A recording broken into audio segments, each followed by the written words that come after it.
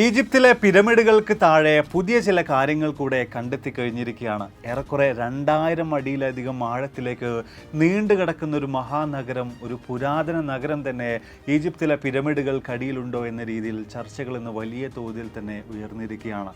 മാനവരാശിയെക്കുറിച്ചുള്ള മഹത്തായ ഒട്ടനവധി വിവരങ്ങൾ അടങ്ങുന്ന ഒരു മഹാനഗരം.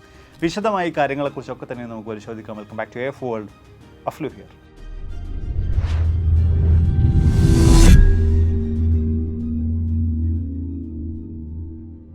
എക്കാലവും നമുക്കൊക്കെ തന്നെയും വലിയ അത്ഭുതവും ആശ്ചര്യവും ഒക്കെ തന്നെയാണ് ഈജിപ്തിലെ പിരമിഡുകൾ. അതുകൊണ്ടൊക്കെ തന്നെയും പിരമിഡുകളുമായി ബന്ധപ്പെട്ട ഏതൊരു വാർത്ത പുറം ലോകത്തേക്ക് എത്തുമ്പോഴും ആളുകൾ അതിനെ വലിയ തോതിൽ തന്നെ ഏറ്റെടുക്കാറുണ്ട്, ആകാംക്ഷയോടുകൂടെ തന്നെ അതിനെ ഉറ്റുനോക്കാറുണ്ട്. വിശദമായ രീതിയിൽ മുമ്പ് പല വീഡിയോകൾ ഈജിപ്തിലെ പിരമിഡുകളെക്കുറിച്ച്, അതിൻ്റെ നിർമ്മിതിയെക്കുറിച്ച്, അതിൻ്റെ രഹസ്യങ്ങളെക്കുറിച്ചൊക്കെ തന്നെ നമ്മൾ ചെയ്തിട്ടുണ്ടായിരുന്നു. എന്തൊക്കെ തന്നെയായാലും നിലവിൽ ഏറ്റവും അധികം ചർച്ചകൾക്ക് വിധേയമായിട്ടുള്ളത് ഈ അടുത്തായിട്ട് ചില ആളുകൾ ഇറ്റലിയിലെയും സ്കോട്ട്ലാൻഡിലെയും ഒക്കെ ഗവേഷകരാണ് എന്ന അവകാശവാദം ഉന്നയിച്ചുകൊണ്ട് രംഗത്തേക്ക് എത്തിയിട്ടുള്ള ഒരു പറ്റം ആളുകൾ നടത്തിയിട്ടുള്ള ഒരു ന്യൂസ് കോൺഫറൻസ് ആണ്. അതിൽ അവർ മുന്നോട്ടേക്ക് വെച്ചിട്ടുണ്ടായിരുന്ന, ലോകത്തോട് വിളിച്ചു പറഞ്ഞിട്ടുണ്ടായിരുന്ന പിരമിഡുമായി ബന്ധപ്പെട്ട, പിരമിഡിന് താഴ്ഭാഗത്തുള്ള രഹസ്യങ്ങളുമായി ബന്ധപ്പെട്ട കാര്യങ്ങളാണ്. പ്രത്യേകിച്ച് നമ്മൾ പരിശോധിച്ച് നോക്കുമ്പോൾ ഇറ്റലിയിലെയും സ്കോട്ട്ലാൻഡിലെയും ഗവേഷകർ കൊറാഡോ മലങ്ക എന്ന വ്യക്തിയുടെ നേതൃത്വത്തിൽ നടത്തിയിട്ടുള്ള ഗവേഷണത്തിൽ, അതും സിന്തറ്റിക് അപ്പേർച്ചർ റഡാർ ഡോപ്ലർ ടൊമോഗ്രഫിയിലൂടെ നടത്തിയിട്ടുള്ള കണ്ടെത്തലുകളിലാണ് അവർ വളരെയധികം വിചിത്രമായിട്ടുള്ള, വളരെയധികം ആശ്ചര്യകരമായിട്ടുള്ള ചില വസ്തുതകളെല്ലാം തന്നെ പിരമിഡുകളുമായി ബന്ധപ്പെട്ടിട്ട് കണ്ടെത്തിയിട്ടുള്ളതായിട്ട് പുറം ലോകത്തോട് വിളിച്ചു പറഞ്ഞിട്ടുള്ളത്. 4500-5000 വർഷങ്ങൾക്ക് മുമ്പേ ഈജിപ്തിൽ നിർമ്മിക്കപ്പെട്ടിട്ടുള്ള ഈ പിരമിഡുകൾ, അതുമായി ബന്ധപ്പെട്ടുകൊണ്ട് ഇന്നും ചുരുളഴിയാതെ കിടക്കുന്ന ഒരുപാട് രഹസ്യങ്ങളുണ്ടെന്ന് വേണമെങ്കിൽ നമുക്ക് വിശദീകരിക്കാൻ സാധിക്കുന്നുണ്ട്. ഇന്നും അതുമായി ബന്ധപ്പെട്ടുകൊണ്ട് അതിൻ്റെ ചുറ്റുപാടുകളിൽ നിന്നും കൂടുതൽ പഠനങ്ങളിലൂടെ പല ആളുകളും പുതിയ പല കാര്യങ്ങളും കണ്ടെത്തുന്നതായിട്ടും ഈ കഴിഞ്ഞ കാല ചരിത്രം പരിശോധിച്ച് നോക്കുമ്പോൾ നമുക്ക് മനസ്സിലാക്കാൻ, കാണാനായിട്ട് സാധിക്കുന്നുണ്ട്. ഈ പിരമിഡുകളെ കുറിച്ച് നിങ്ങൾക്ക് മനസ്സിലാകുന്നതിന് വേണ്ടി, കൂടുതൽ അറിയാത്ത ആളുകൾക്ക് വേണ്ടി അതിൻ്റെ ഒരു ചരിത്രം, എന്തിനു വേണ്ടിയിട്ടാണ് ഈജിപ്തിൽ ഇത്തരത്തിലുള്ള പിരമിഡുകൾ നിർമ്മിതമായിട്ടുള്ള എന്ന കാര്യത്തെക്കുറിച്ച് ചെറിയ രീതിയിൽ ഞാൻ നിങ്ങൾക്കൊന്ന് വിശദീകരിച്ചു തരാം. നമുക്കൊക്കെ അറിയുന്നത് പോലെ തന്നെ പിരമിഡുകൾ എന്ന് പറയുന്നത് ടോംബുകളാണ്, ഫറോമാരുടെ ശവകുടീരങ്ങളാണ്. ഈജിപ്തിലെ വിശ്വാസപ്രകാരം മരണം ഒന്നിൻ്റെയും അവസാനമല്ല, അതിനുശേഷവും പിന്നീട് ഒരു ആഫ്റ്റർ ലൈഫ്, ഒരു മരണാനന്തര ജീവിതമുണ്ടെന്ന രീതിയിലാണ് ആളുകൾ വിശ്വസിച്ച് വന്നിട്ടുണ്ടായിരുന്നത്. അതോടൊപ്പം തന്നെ ഈ ഫറോമാരെ ഒരു രാജാവ് എന്നതിനും അപ്പുറത്തേക്ക് ഭൂമിയിലെ ഒരു ദൈവം എന്ന രീതിയിലാണ് ഈജിപ്തുകാരായിട്ടുള്ള ആളുകളൊക്കെ തന്നെയും കണക്കാക്കി വന്നിട്ടുണ്ടായിരുന്നത്. അപ്പോൾ ഇങ്ങനെയുള്ള ഈ രാജാവിൻ്റെ മരണാനന്തര ജീവിതം സുഖകരമാകുന്നതിന് വേണ്ടിയിട്ട് അദ്ദേഹത്തിന് ആവശ്യമായിട്ടുള്ള സകല സാധനങ്ങളും ഉൾക്കൊള്ളിച്ചുകൊണ്ടാണ് പിരമിഡ് എന്ന് പറയുന്ന ഈ ടോംബുകൾ ഈജിപ്തുകാരായിട്ടുള്ള ആളുകൾ അവരുടെ ഭരണാധികാരിക്ക് വേണ്ടിയിട്ട് നിർമ്മിച്ച് നൽകിയിട്ടുണ്ടായിരുന്നത്. ഇതുപോലെ തന്നെ മരണാനന്തര ജീവിതവുമായി ബന്ധപ്പെട്ട് നോക്കുമ്പോൾ, ആഫ്റ്റർ ലൈഫുമായി ബന്ധപ്പെട്ട് നമ്മൾ പരിശോധിക്കുന്ന അവസരത്തിലും വളരെ ഇൻട്രസ്റ്റിംഗ് ആയിട്ടുള്ള ചില വിശ്വാസങ്ങൾ ഈജിപ്ത് മിത്തോളജിയിൽ ഉള്ളതായിട്ട് നമുക്ക് കാണാൻ സാധിക്കുന്നുണ്ട്. അതായത് ഈ മരണപ്പെട്ട വ്യക്തി ചില പരീക്ഷണങ്ങളിലൂടെ എല്ലാം തന്നെ കടന്നു പോകേണ്ടതായിട്ടുണ്ട്.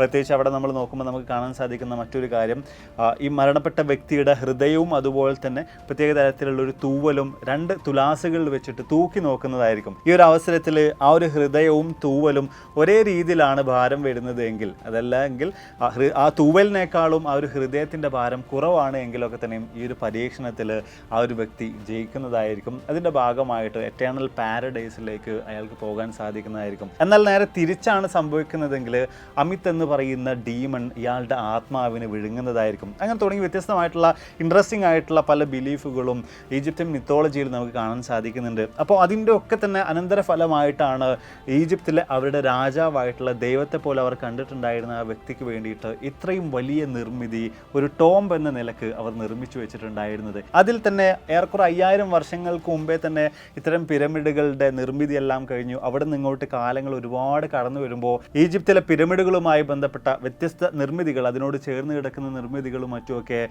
മണ്ണിനടിയിലേക്കായി പോയിട്ടുണ്ടായിരുന്നു. പിരമിഡുകൾക്ക് തന്നെ വ്യത്യസ്ത രീതിയിലുള്ള പ്രശ്നങ്ങൾ സംഭവിച്ചിട്ടുണ്ടായിരുന്നു. അവിടെ നിന്ന് പിന്നെയും കാലം മുന്നോട്ടേക്ക് പോകുമ്പോൾ മോഡേൺ ആർക്കിയോളജിയും അതുപോലെ തന്നെ ഈജിപ്തോളജിയും ഒക്കെ തന്നെ വലിയ തോതിൽ പുരോഗതി പ്രാപിക്കുന്ന കാലഘട്ടത്തിൽ ഈ പിരമിഡുകളുമായി ബന്ധപ്പെട്ട വ്യത്യസ്ത രീതിയിലുള്ള പുതിയ പുതിയ കാര്യങ്ങൾ നമ്മൾ കണ്ടെത്തുകയുണ്ടായി. അതിൽ തന്നെ മോഡേൺ എക്യുപ്മെൻറ്റ്സും സെൻസറുകളും ഒക്കെ ഇതിനു വേണ്ടിയിട്ട്, ഈ കണ്ടെത്തലുകൾക്ക് വേണ്ടിയിട്ട് നമ്മൾ മനുഷ്യർ ഉപയോഗിച്ചിട്ടുണ്ടായിരുന്നു. അങ്ങനെയാണ് പിരമിഡുകൾക്കകത്തെ വ്യത്യസ്ത ചാമ്പറുകളെക്കുറിച്ച്, പ്രത്യേകിച്ച് ഹിഡൻ ചാമ്പറുകൾ, രഹസ്യ ചാമ്പറുകളെക്കുറിച്ചൊക്കെ തന്നെയും നമ്മൾ വിശദമായ രീതിയിൽ തന്നെ കണ്ടെത്തിയിട്ടുണ്ടായിരുന്നത്. ആ കൂട്ടത്തിൽ ഏറ്റവും പുതുത് എന്ന രീതിയിൽ അവകാശപ്പെടുന്ന ചില വാദങ്ങളാണ്, ചില കണ്ടെത്തലുകളാണ് നമ്മൾ ഈ ഒരു വീഡിയോയിലൂടെ പരിശോധിക്കാൻ പോകുന്നത്. എന്തൊക്കെ തന്നെയായാലും ഇവിടെ ഈ ഒരു സാർ അഥവാ സിന്തറ്റിക് അപ്പർച്ചർ റഡാറൊക്കെ ഉപയോഗിച്ച് നടത്തിയിട്ടുള്ള ഈ ഒരു പരിശോധനയിലൂടെ അല്ലെങ്കിൽ ഈ ഒരു ടെസ്റ്റുകളിലൂടെ ഇവർ കണ്ടെത്തിയിട്ടുള്ള കാര്യങ്ങളെക്കുറിച്ച് ഞാൻ വിശദീകരിക്കാം. പ്രധാനമായിട്ടും സ്പേസിൽ നിന്നൊക്കെയാണ് ഇത്തരത്തിലുള്ള ഈ ഒരു ടെസ്റ്റ് നടത്തുന്നത്. അപ്പോൾ ഇതിൻ്റെ ഭാഗമായിട്ട് ഇവർ ആദ്യമായിട്ട് കണ്ടെത്തിയിട്ടുണ്ടായിരുന്ന ഒന്നാമത്തെ കാര്യം എന്ന് പറയുന്നത് ഒരു അൺഫിനിഷ്ഡ് ആയിട്ടുള്ള റൂമാണ്. ഗിസയിലെ ദ ഗ്രേറ്റ് പിരമിഡിൻ്റെ താഴ്ഭാഗത്തായിട്ടാണ് ഇത്തരം ഒരു കാര്യം ഇവർ കണ്ടെത്തിയിട്ടുള്ളത്. അതുപോലെ തന്നെ രണ്ടാമതായിട്ട് വരുന്നത് ഡിസെൻഡിങ് ആയിട്ടുള്ള റാംസ് ആണ്. മൂന്നാമതായിട്ട് വരുന്നത് നോർത്തേൺ സൈഡിലുള്ള അണ്ടർഗ്രൗണ്ട് കൊറിഡോർസ് ആണ്. നാലാമതായിട്ട് വരുന്നത് നോർത്തേൺ അണ്ടർഗ്രൗണ്ട് കോംപ്ലക്സ് സ്ട്രക്ചർ ആണ്. ആൻഡ് ഫൈനലി അഞ്ചാമതായിട്ട് വരുന്ന കാര്യം 8 വെർട്ടിക്കൽ സിലിണ്ടറിക്കൽ ആയിട്ടുള്ള ഷാഫ്റ്റുകളാണ് അല്ലെങ്കിൽ പില്ലറുകളാണ്, വലിയ തൂണുകളാണ്.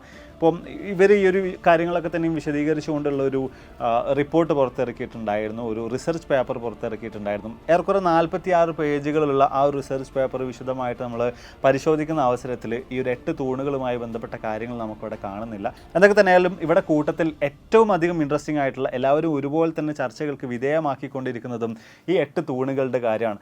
സിലിണ്ടറിക്കൽ ആയിട്ടുള്ള സ്റ്റെയറുകളുള്ള രീതിയിൽ ഏറെക്കുറെ 600 മീറ്റർ, അതായത്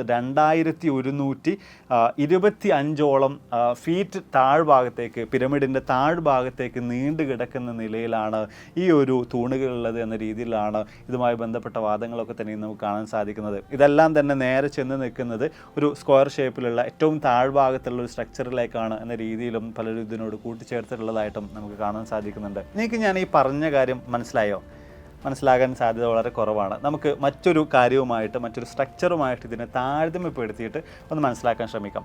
ഈ 2000 ഫീറ്റിലധികം, ഏറെക്കുറെ 2125 അടിയിലധികമാണ് താഴ്ഭാഗത്തേക്ക് നീണ്ടു കിടക്കുന്ന ഈ ഒരു സ്ട്രക്ചർ ഉള്ളത്, അല്ലെങ്കിൽ ഇത്തരത്തിലുള്ള തൂണുകളുള്ളതെന്നാണ് ഇവരുടെ ഒരു അവകാശവാദമായിട്ട് പറയപ്പെടുന്നത്.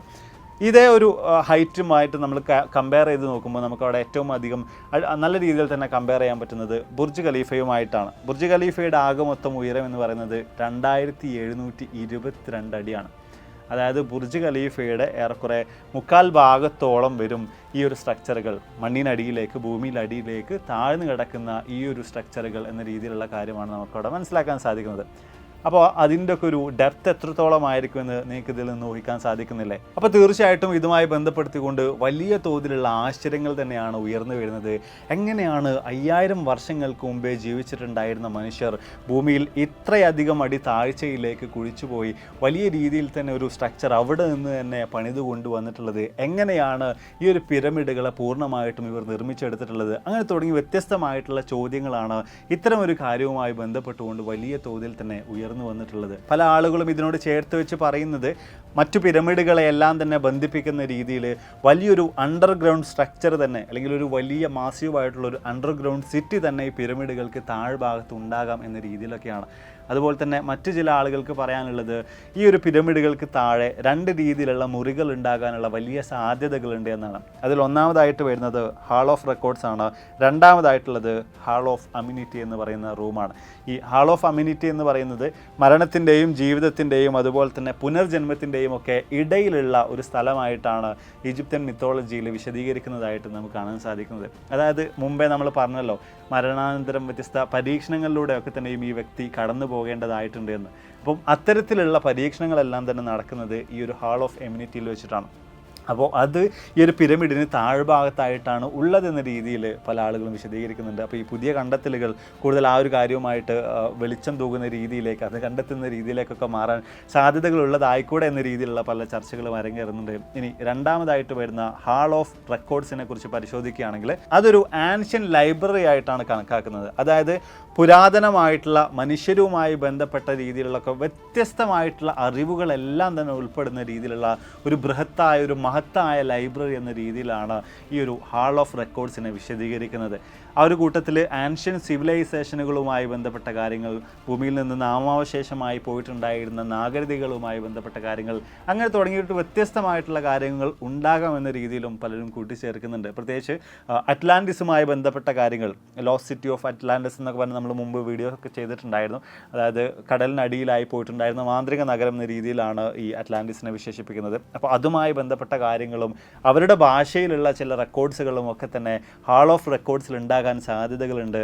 അതൊരു പക്ഷേ ഈ പുതിയ കണ്ടെത്തലുകളുടെ ഭാഗമായിട്ട് പിരമിഡിന് താഴ്ഭാഗത്ത് കണ്ടെത്തിയിട്ടുള്ള ഏതെങ്കിലുമൊക്കെ ഒരു അറയിലായിട്ടുണ്ടാകും, ഒരു മുറിയിലായിട്ടുണ്ടാകും എന്ന രീതിയിലൊക്കെയാണ് വിശദീകരണങ്ങളായിട്ട് വരുന്നത്. അതായത് മറ്റൊരു രീതിയിൽ നമ്മൾ നോക്കുമ്പോൾ ലോകത്തെക്കുറിച്ചുള്ള യഥാർത്ഥമായിട്ടുള്ള വിവരങ്ങൾ, നമ്മളെക്കുറിച്ചുള്ള മനുഷ്യരെക്കുറിച്ചിട്ടുള്ള, മനുഷ്യരുടെ തുടക്കത്തെക്കുറിച്ചിട്ടുള്ള, അതുപോലെ തന്നെ എങ്ങനെ ഈജിപ്തുകാർ ഈ ഒരു വലിയ പിരമിഡുകൾ നിർമ്മിച്ചു എന്ന് തുടങ്ങിയിട്ടുള്ള വ്യത്യസ്ത തരത്തിലുള്ള അവരെ ഏതെങ്കിലും മറ്റ് ജീവജാലങ്ങൾ അതിനു വേണ്ടി സഹായിച്ചിട്ടുണ്ടായിരുന്നോ, ഏതെങ്കിലും എക്സ്ട്രാ ടെറസ്ട്രിയൽ ആക്ടിവിറ്റീസ് അവിടെ നടന്നിട്ടുണ്ടായിരുന്നോ, അങ്ങനെ തുടങ്ങിയിട്ടുള്ള എല്ലാ വിധത്തിലുള്ള വിവരങ്ങളും ഒരു പക്ഷേ ഇതിനകത്തുണ്ടാകാം, പിരമിഡുകൾക്കകത്തുണ്ടാകാം എന്ന രീതിയിലാണ് പലരും ഇതുമായി ബന്ധപ്പെട്ടുകൊണ്ട് കൂട്ടിച്ചേർക്കുന്നത്.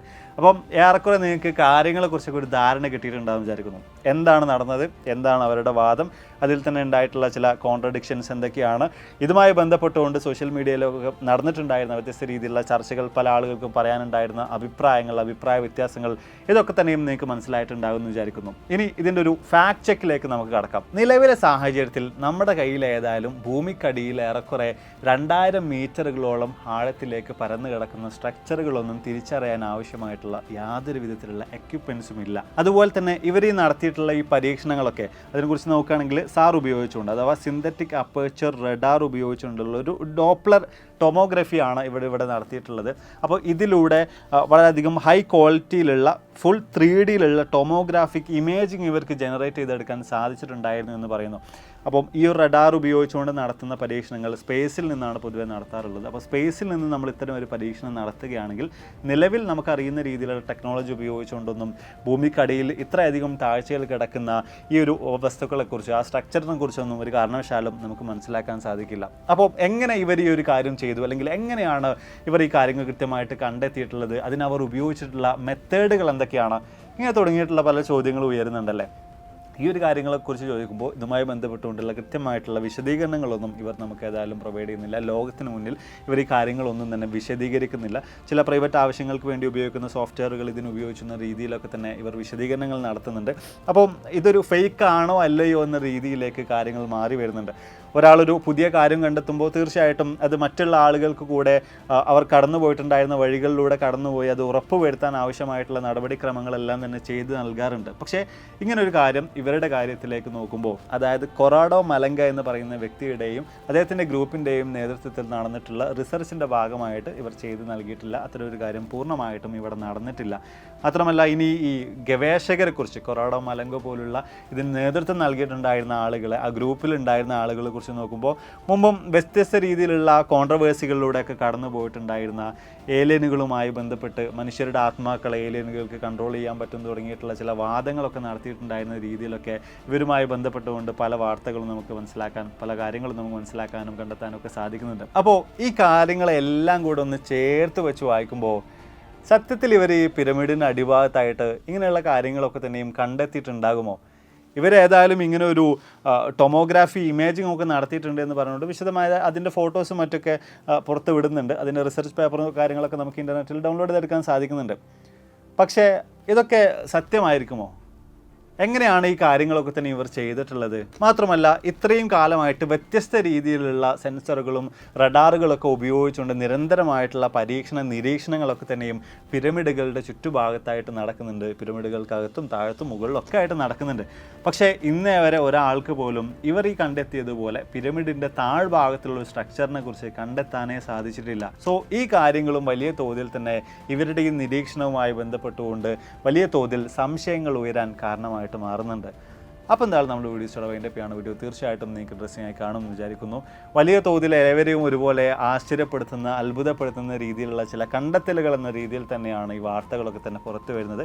പക്ഷേ അതിൻ്റെ പിന്നാമ്പുറങ്ങൾ നമ്മൾ അന്വേഷിച്ച് പോകുമ്പോൾ അതിൽ എത്രത്തോളം വാസ്തവമുണ്ട് എന്ന കാര്യത്തെക്കുറിച്ച് ഇൻഡെപ്തായിട്ട് നമ്മൾ അന്വേഷിച്ചിറങ്ങുമ്പോൾ നമുക്കവിടെ വ്യത്യസ്ത പ്രശ്നങ്ങളുള്ളതായിട്ട് കാണാൻ സാധിക്കുന്നുണ്ട്.